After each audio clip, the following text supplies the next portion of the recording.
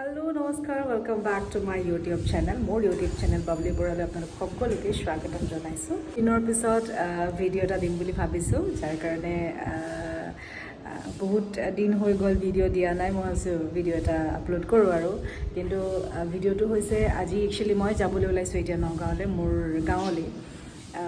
বানপানী হৈছে, আপোনালোক সকলোৱে জানে, চবতে অসমৰ প্ৰায়খিনি জেগাতে বানপানীয়ে বহুত ধ্বংস কৰি পেলাইছে। চ' তাৰ মাজতে আমাৰো তাত কামপুৰত বানপানী হৈছে, বহুত বেয়া অৱস্থা সকলোৰে। আৰু মোৰ ঘৰতো এইবাৰ পানী সোমাইছে বহুত বছৰৰ পিছত, মানে ইমান ডাঙৰ পানী হৈছে, যিখিনি পানী মোৰ ঘৰতো এইবাৰ আহিছে। সচৰাচৰ সৰু সুৰা হেৰি হ'লে ইমান এফেক্ট নহয়, কিন্তু এইবাৰ ইমান ডাঙৰ বানপানী কিন্তু মোৰ ঘৰত সোমাইছে। চ' সকলোৰে খুব বেয়া অৱস্থা। গতিকে আজি ভাইটি মায়ে ৰাতিপুৱাই ফোন কৰি কৈছে যে বা আহা যদি এবাৰ আহি যোৱা, পানীটো শুকাইছে, ঘৰৰ পৰা ওলাই গৈছে। আৰু এসপ্তাহ ধৰি ঘৰৰ ভিতৰত পানী, ভাবকচোন মোৰ ঘৰৰ অৱস্থা কি হৈছে চাগে। গতিকে সেই যাবলৈ ওলাইছোঁ। ট্ৰেইন জাৰ্ণি কৰিম আজি, বহুত বছৰৰ পিছত ট্ৰেইনত যাম। কাৰণ আমাৰ ৰহাৰ পৰা কামপুৰলৈ যোৱা যিটো ৰাস্তা, সেই ৰাস্তাটো একদম নদীৰ লগত এটা লেভেলত আছে। গতিকে ৰাস্তাটো বন্ধ কৰি থৈছে, কিবা বিপদ হ'ব বুলি পেলাই। সেইকাৰণে ট্ৰেইন জাৰ্ণিয়ে কৰিম। যিহেতু ষ্টেচনটো মোৰ ঘৰৰ ওচৰতে, গৈ ট্ৰেইনৰ পৰা ষ্টেচনৰ ওচৰতে নামিব পাৰিম আৰু ভাইটি আহি পেলাই লৈ যাব। গতিকে গৈ চাওঁ তাত কি অৱস্থা হয়, আৰু আপোনালোকেও মোৰ এই ভিডিঅ'টো শেষলৈকে চাই থাকক, গম পাব কেনেকুৱা কি পৰিস্থিতি হৈছিলে আৰু কিমানটো লেভেললৈকে পানী কি হৈছে, গোটেইখিনি ভিডিঅ'টোৰ জৰিয়তে আপোনালোকে গম পাই থাকিব। চ' ব'লক ভিডিঅ'টো মই আৰম্ভ কৰিছোঁ। এতিয়া ষ্টেচনলৈ গৈ আছোঁ, উবাৰ বুক কৰিছোঁ, উবাৰ আহিছে। চ' মই ভিডিঅ'টো ইয়াতে কাট কৰিম আৰু ষ্টেচনত ট্ৰেইনত মই উঠিম গৈ। চ' ব'লক আৰম্ভ কৰিছোঁ।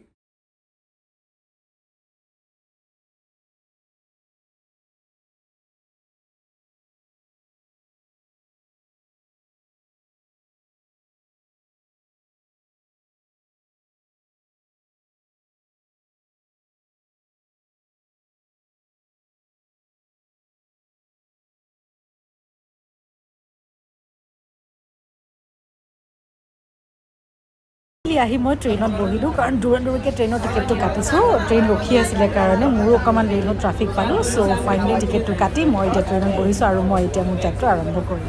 চ' ব'লক মোৰ লগত।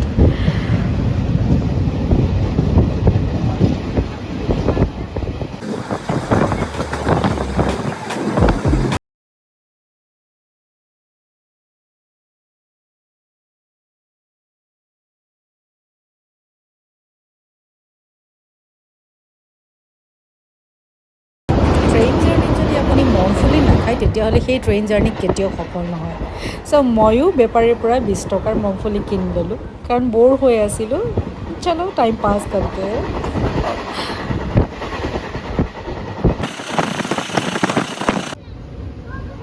আৰু বানপানী আৰম্ভ, চবফালে খালী পানী, ৰেল লাইনৰ ওচৰতো পানী। খুবেই বেয়া অৱস্থা সকলোৰে। দুখ লাগি গৈছে দেখি পেলাই মানুহবিলাকৰ অৱস্থা দেখি। সঁচাকৈ মানে প্ৰকৃতিৰ ৰূপ কেতিয়াও ধৰিব নোৱাৰি। মোৰ ঘৰৰ বা কি অৱস্থা গৈ পালেহে গম পাম আৰু।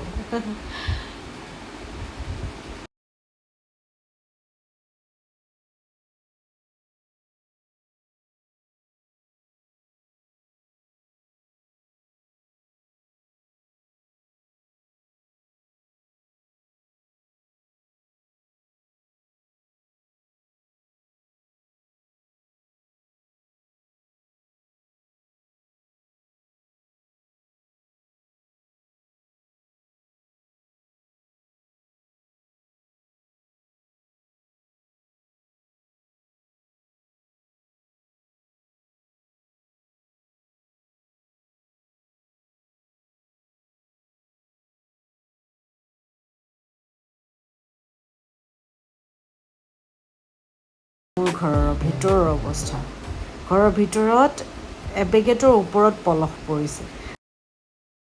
আৰু এতিয়া যিহেতু ৰাতি বহুত বেছি হৈ গ'ল, গতিকে ঘৰ চাফা কৰাৰ মানে প্ৰশ্নই নাহে। ভাবিছোঁ ৰাতিপুৱাৰ পৰা ঘৰ চাফাই মিছন আৰম্ভ হৈ যাব। চ' ৰাতিটো ৱেইট কৰোঁ, খালি ৰাতিপুৱা ষ্টাৰ্ট কৰি দিম আৰু ভগৱানৰ নাম লৈ।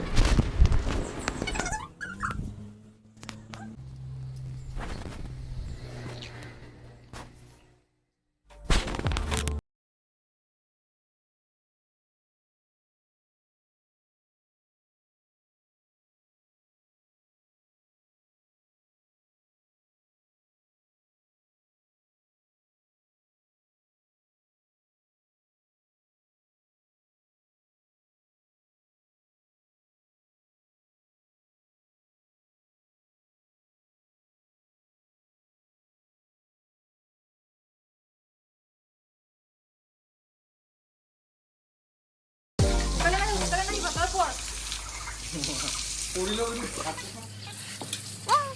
একো খাবডাল উদ্ধাৰ হৈছে জুবিন গাৰ্গক মাতি দিও নেকি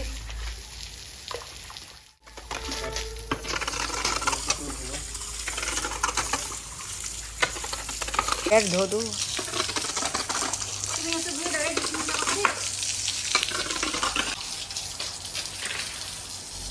অসমৰ বানপানীয়ে ৰাইজক মানে লগতে আমাকো জুৰুলা কৰি দিলে আৰু তাৰে নমুনা ইয়া অৱস্থা বাবলি বৰাৰ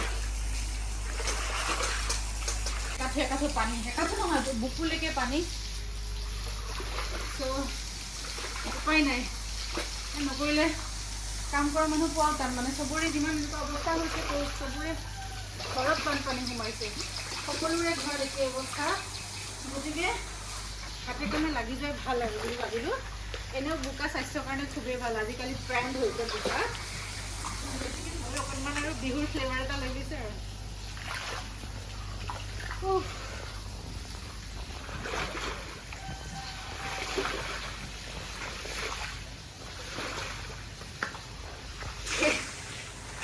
কঠীয়া ৰুবলৈ ভাল আছে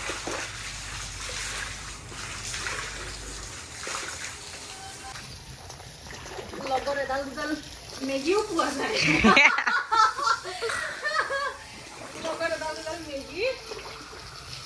সো বন্ধুসকল যদি মোৰ এই ভিডিঅ'টো চাই আপোনালোকে ভাল পাইছে তেতিয়াহ'লে লাইক কমেণ্ট আৰু শ্বেয়াৰ কৰিব আৰু ওচৰতে থকা বেল আইকনটো দবাই দিব যাতে মোৰ আহিবলগীয়া ভিডিঅ'ৰ আপোনালোকে নটিফিকেশ্যন পায় আৰু যিসকলে মোৰ ইউটিউব চেনেলটোক ছাবস্ক্ৰাইব কৰিছে তেওঁলোকক বহুত বহুত ধন্যবাদ চ' লাভ ইউ অল